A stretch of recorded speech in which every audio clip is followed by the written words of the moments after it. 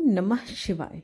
नमस्कार दोस्तों, आप समस्त श्रोतागण का आपके YouTube चैनल जीवन अमृत पर हार्दिक अभिनंदन है।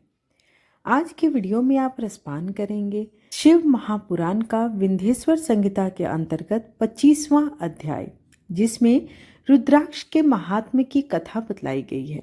इसके पहले की कथा का श्रवण करने के लिए आप सबका बहुत बहुत धन्यवाद। आप सबसे अनुरोध है कि कथा का श्रवण संपूर्ण करें तथा कमेंट बॉक्स में दिल से हर हर महादेव अवश्य लिखें। सूत जी कहते हैं, महाज्ञानी शिव स्वरूप सौनक भगवान शंकर के प्रिय रुद्राक्ष का महात्म्य मैं तुम्हें सुना रहा हूँ। यह रुद्राक्ष परम पावन है। इसके दर्शन, स्पर्श एवं जप करने से समस्त पाप नष्ट हो जाते हैं।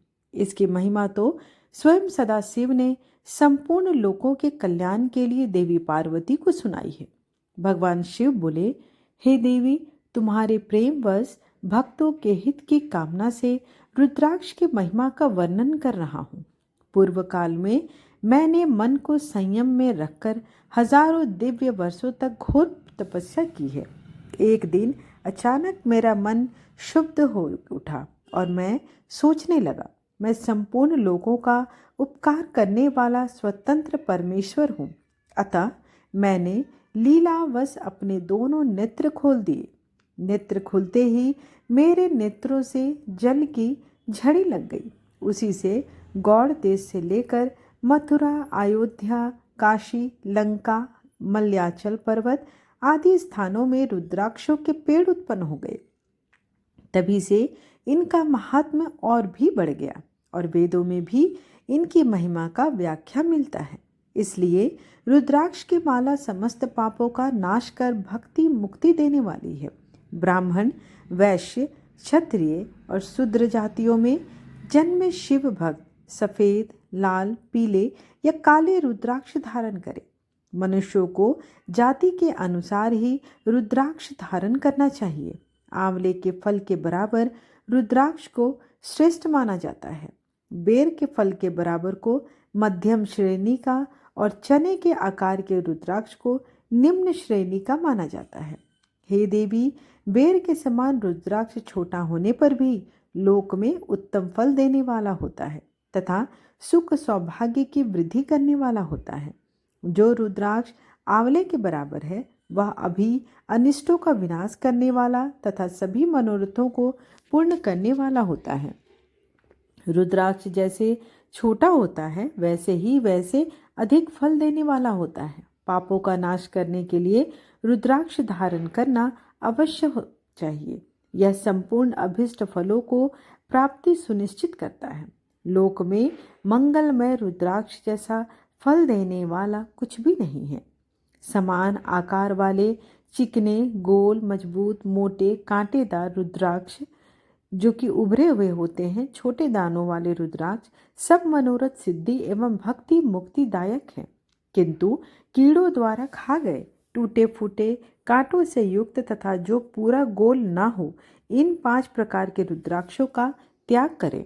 जिस रुद्राक्ष में अपने आप डोरा पिरोने के लिए छेद हो वही उत्तम माना गया है। जिसमें मनुष्य द्वारा छेद किया गया हो उसे मध्यम श्रेणी का माना जाता है। इस जगत में 1100 रुद्राक्ष धारण करके मनुष्य को फल प्राप्त होता है, उसका मैं वर्णन नहीं किया जा सकता। भक्तिमान पुरुष 550 रुद्राक्ष के दानों का मुकुट बना ले और उसे सिर पर धारण करे।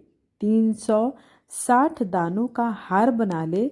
ऐसे 3 हार बनाकर उनका यज्ञोपवीत धारण करे। महर्षियों सिर पर ईशान मंत्र से, कान में तत्पुरुष मंत्र से रुद्राक्ष का धारण करना चाहिए। गले में रुद्राक्ष, मस्तक पर त्रिपुंडधारी रुद्राक्ष पहने। ओम नमः शिवाय मंत्र का जाप करने वाला मनुष्य यमपुर को नहीं जाता। रुद्राक्ष माला पर मंत्र जपने का करोड़ गुना फल मिलता है। 3 मुख वाला रुद्राक्ष साधन सिद्ध करता है एवं विद्याओं में निपुण बनाता है। 4 मुख वाला रुद्राक्ष ब्रह्म स्वरूप है। इसके दर्शन एवं पूजन से नर हत्या का पाप छूट जाता है। यह धर्म, अर्थ, काम, मोक्ष आदि चारों पुरुषार्थों का फल देता है। 5 मुख वाले रुद्राक्ष को कालाग्नि अर्थात पंचमुखी कहा जाता है। यह सर्व कामनाएं पूर्ण कर मोक्ष प्रदान करता है। अभोग्य स्त्रियों को भोगने के पाप तथा भक्षण के पापों से मुक्त हो जाता है। 6 मुखी रुद्राक्ष कार्तिकेय का स्वरूप है। इसके सीधी बाह में बांधने से ब्रह्म हत्या के दोष से मुक्ति मिलती है। सप्तमुखी रुद्राक्ष धारण करने से धन की प्राप्ति होती है। 8 मुखों वाला रुद्राक्ष भैरव का स्वरूप है। इसे धारण करने से लंबी आयु प्राप्त होती है और मरने पर शिव पद प्राप्त हो जाता है। 9 मुखों वाला रुद्राक्ष भैरव तथा कपिल मुनि का स्वरूप माना जाता है और भगवती दुर्गा उसकी अधिष्ठात्री देवी मानी गई है। इसे बाएं हाथ में धारण करने से समस्त वैभवों की प्राप्ति होती है। 10 मुख वाला रुद्राक्ष साक्षात भगवान विष्णु का ही रूप है। इसे धारण करने से सभी मनोरथ पूर्ण हो जाते हैं। 11 मुख वाला रुद्राक्ष रुद्र रूप है। इसको धारण करने से मनुष्य को सब स्थानों पर विजय मिलती है। 12 मुख वाले रुद्राक्ष को बालों में धारण करने से मस्तक पर 11 सूर्यों के समान तेज प्रताप होता है। 13 मुख वाला रुद्राक्ष विश्व देवों का स्वरूप है। इसे धारण करने से सौभाग्य और मंगल का लाभ मिलता है। 14 मुख वाला रुद्राक्ष साक्षात शिव स्वरूप है।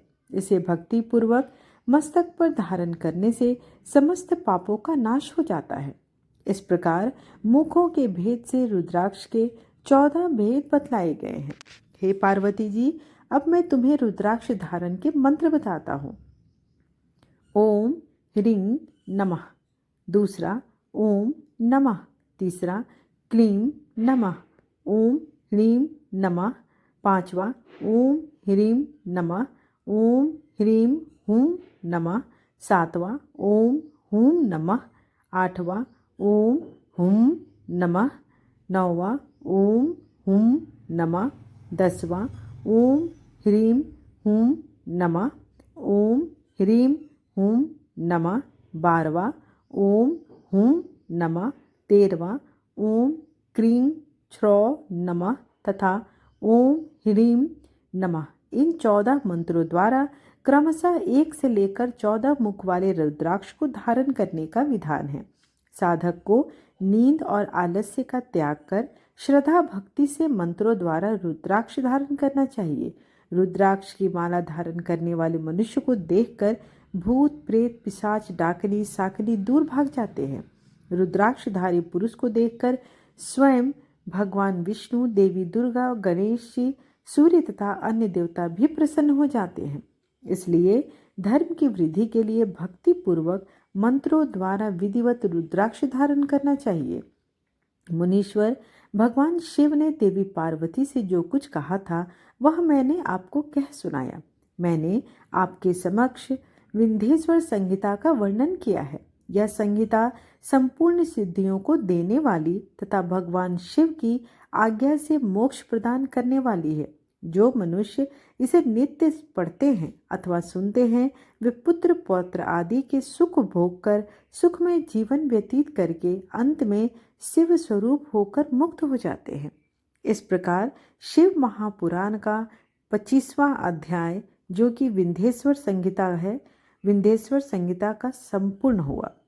कल की श्रृंखला में आप श्रवण करेंगे रुद्र संहिता का, जो कि शिव महापुराण का दूसरा अध्याय है। इसके अंतर्गत भी कई अध्याय हैं, तो आपको कल से ठीक 5:30 से 6 के भीतर कल से आपको शिव महापुराण का रुद्र संहिता का कथा का श्रवण करने को मिलेगा। आशा करती हूँ कि आज की कथा आपको अच्छी लगी हो। वीडियो पसंद आए तो चैनल को लाइक, शेयर एंड सब्सक्राइब करना बिल्कुल ना भूलें और दिल से हर हर महादेव अवश्य लिखें। धन्यवाद।